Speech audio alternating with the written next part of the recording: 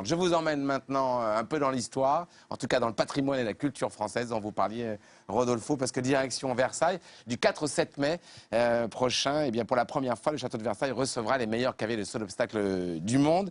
Une nouveauté dans un haut lieu de l'histoire française. Reportage, Mehdi Gedraoui pour Key West.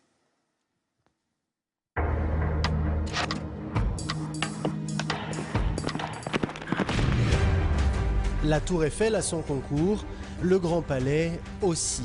Ces dernières années, les 5 étoiles se sont invités dans les lieux les plus prestigieux. À Versailles, si Louis XIV était un peu jaloux de ne pas voir les meilleurs cavaliers du monde dans ses écuries, il les accueillera enfin chez lui, le premier week-end de mai. Ce qui est intéressant, c'est de montrer des événements qui soient différents les uns des autres et qu'on sache qu'on est au château de Versailles. Nous arrivons humblement en essayant d'être à la hauteur de ce qui se fait déjà et de ce qui s'est fait au niveau historique. Aujourd'hui, les chevaux à Versailles, c'est ça.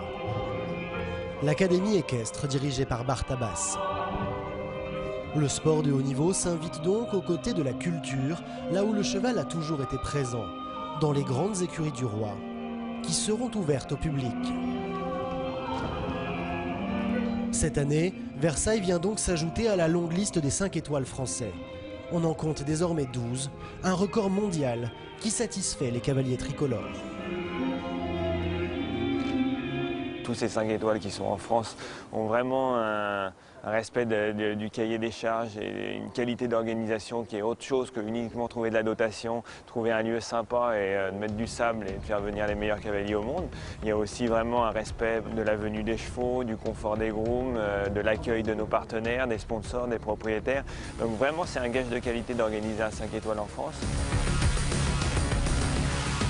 Moi qui suis passionné de ce sport depuis que je suis gamin, j'aurais eu toute cette offre à proximité, et bien sûr que je serais accouru. Et donc je crois que ça suscite plus de curiosité que d'overdose. Ce nombre important de 5 étoiles, c'est surtout l'occasion pour les cavaliers tricolores d'être très nombreux au départ. Parmi les 50 cavaliers engagés, ils seront 14 mais n'auront que 2 épreuves par jour. Car à côté de ce très haut niveau, il y a de plus en plus d'épreuves 1 étoile où les cavaliers payent leur ticket d'entrée en achetant une table ou en réservant une loge. Ce qu'on aimerait, c'est pouvoir avoir peut-être une 3e place sur peut-être pas un niveau 5 étoiles, mais un niveau en dessous qui permettrait de former un nouveau cheval, de faire évoluer dans les conditions extraordinaires du très très haut niveau pour voilà, justement préparer l'avenir. Mais ça, c'est en discussion, ça va faire partie de l'évolution, il y a besoin de temps, il y a besoin aussi d'espace pour placer ces épreuves-là. Et je comprends qu'un concours désire organiser aujourd'hui des épreuves qui permettent de financer en partie l'organisation de celui-ci. Ça nous débrouiller en tant que cavalier pour s'occuper de ça autrement. Mais à Versailles, c'est certain, les stars seront là. Car ce week-end, du 5 au 7 mai, chose rare, aucun autre 5 étoiles n'est programmé. À la tête de ce nouveau concours, des organisateurs bien connus qui œuvrent déjà à Chantilly. Mais ici, dans cette cour pavée, on est loin de la grande piste en herbe. Les cavaliers au plus haut niveau sont suffisamment doués pour passer d'un très grand terrain en herbe à un terrain plus petit en sable. Bon, et les exemples sont multiples. L'essentiel, c'est qu'ils évoluent dans des conditions de sécurité totale, ce qui sera le cas. Et puis les spectateurs et les téléspectateurs verront quand même du grand sport. On voit des pistes de plus en plus petites, donc les chevaux sont habitués. On va courir de plus en plus sur du sable, de moins en moins sur l'herbe. C'est dommage parce que je trouve que les concours en herbe sont des concours formidables, mais c'est aussi très très difficile à entretenir. Bien évidemment, à Chantilly, le terrain fait 1,5 hectare. C'est un terrain en herbe. C'est différent. Ici, on est plus dans un concours indoor, mais dehors. L'endroit est petit, mais finalement, la piste ne l'est pas. Elle fait 70 mètres de long. Elle fera 53 mètres au plus large, 35 parce qu'elle a une forme de fer à cheval. Au printemps, les pilotes alternent les concours en intérieur et en extérieur. Il leur faut donc un piquet de chevaux adapté, car la semaine suivante, c'est sur le grand terrain de La Baule que les chevaux galoperont devant le public toujours nombreux.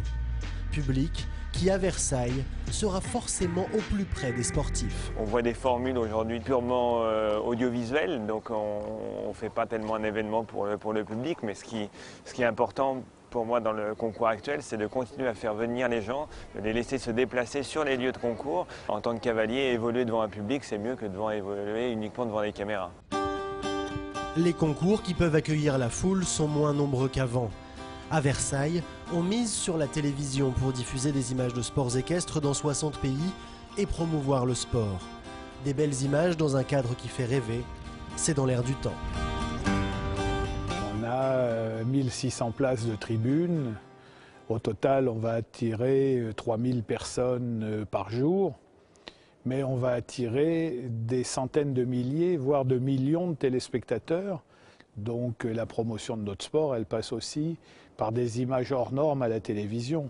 Je préfère organiser un concours plus intimiste dans un écrin du XVIIIe siècle que d'organiser un concours avec 5000 personnes sur un parking. Avec des têtes d'affiche et une équipe qui a l'habitude du haut niveau, le Roi Soleil devrait se satisfaire du spectacle organisé dans la cour de ses écuries. Mais Louis XIV doit en revanche attendre quelques mois avant de savoir si Paris obtiendra les JO de 2024.